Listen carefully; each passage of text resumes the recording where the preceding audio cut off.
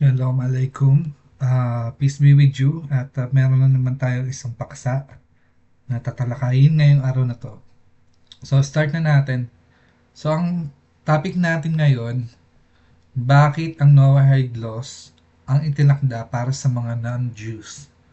So, kung papasok ka sa relihiyon, bakit hindi mo na kailangan maging Hudyo o maging Jews ngayong modern age? So, start natin. Sa panahon ng Hudaismo, ang Diyos ay nagbigay ng magkakaibang tipan or covenant sa sangkatauhan. So, hindi lahat ay inaatasang sumunod sa isang hanay ng batas. Dahil dito, malinaw na pinaghiwalay ng Torah ang tungkulin ng mga Hudyo at ang tungkulin ng mga hindi Hudyo or non-Jews or Gentiles. So, bakit number one, magkaibang tipan para sa mga Hudyo at hindi Hudyo. Ang mga Hudyo ay pumasok sa tipan ng Sinai, kung saan binigay ang 613 mitzvot or utos sa Israel lamang. Samantalang ang mga non-Jews ay kabilang sa mga mas naunang tipan, ang tipan kay Noe.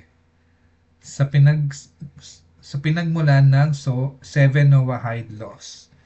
So, ibig sabihin, hindi kailanman inatasan ang buong mundo na sundin ang 613 na utos, kundi sa Israel lamang.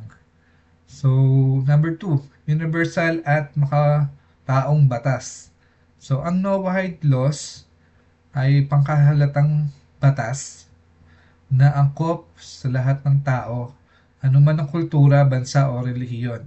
Nakatuon ang mga ito sa pagkilala sa isang Diyos, paggalang sa buhay ng tao, moralidad, katarungan at kaayusan sa lipunan. So, dahil dito, sapat ang Noahide laws upang maging matuwid at moral na ang tao. Ang isang non-Jew nang hindi kailangan pumasok sa Judaismo. So, hindi na natin kailangan pumasok sa Judaismo. So, susundin natin ang Noahide laws na ito ay ginawang tipan ng Diyos ng Israel noong panahon ni Noah. So, number 3, hindi kailangan maging Hudyo para maging matuwid. Sa Judaismo, hindi required ang conversion upang magkaroon ng bahagi sa world to come. Ayon sa rabbinic teachings, the righteous among the nations have a share in the world to come. Okay? The righteous among the nations have a share in the world to come. Ang pagiging tagasunod ng Noahide laws ay itinuturing na sapat upang makamit ang pagiging matuwid sa mata ng Diyos. So, number 4, paggalang sa espiritual na papel ng bawat isa. May natatanging papel ang Israel bilang kingdom of priests, kaya mas marami ang kanilang responsibilidad. Ang non-Jews naman may sariling banal na tungkulin, ang pagpapanatili ng katarungan, moralidad at kaayusan sa mundo. Ang Noahide laws ay hindi mas mababa, kundi akma-akma sa papel ng non-Jews. So, number 5, praktikal at makatarungan. Kung ipipilit lahat ng ang 613 mitzvot, magiging hindi makatarungan at hindi praktikal ito. Ang Noahide laws ay simple ngunit malalim. Kayang isabuhay ng buong sangkatauhan at sapat upang bumuo ng isang makatarungan at mapayapang lipunan.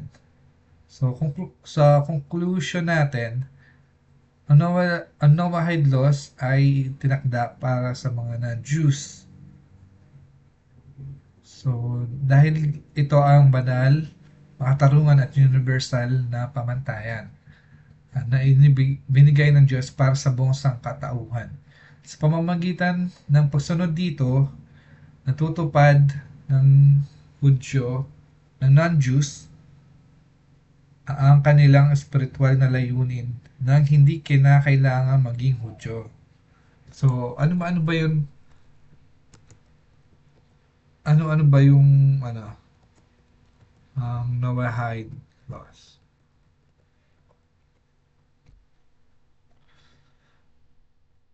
So, ang Noahide laws ay ang pitong pangunahing utos na ayon sa Judaismo ay ibinigay ng Diyos sa buong kasangkatauhan sa pamamagitan ni Noe.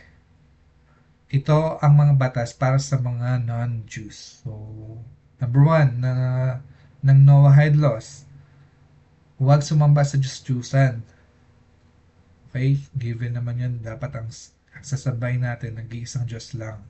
Diyos ng Israel, ang Diyos ni Abraham, ni Jacob, at ni Isaac.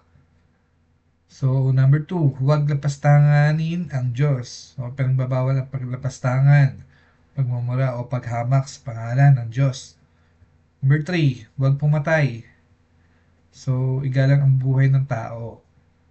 Number four, huwag magnakaw. So, pinagbabawal ang pagnanakaw, pagdadaya, at pagkuha ng hindi sa iyo. So, ang mga politician naging no hide laws, susundin nila to, dapat sundin nila yan. Huwag magnakaw. So, number five, iwasan ang immoralidad at sa pakikipagtalik. So, yung kabilang dito yung incest, pangangalunya, bestiality, at iba pang anyo ng sexual immorality. Number 6, huwag kumain ng laman mula sa buhay na hayop. So, pinapakita ang paggalang sa buhay at pagbabawal sa kalupitan sa mga hayop. Number 7 ay magpatupad ng katarungan. So, dapat merong matatag na makatarungang batas o hukuman para sa mga pinatutupad na moralidad at kaayusan sa lipunan. So, yan ang Noahide laws, 7 Noahide laws, dapat natin sundin at hindi na tayo kailangan pang maging Hudyo. So, yun lang ang ating topic for today. Maraming salamat. God, may Hashem bless you always.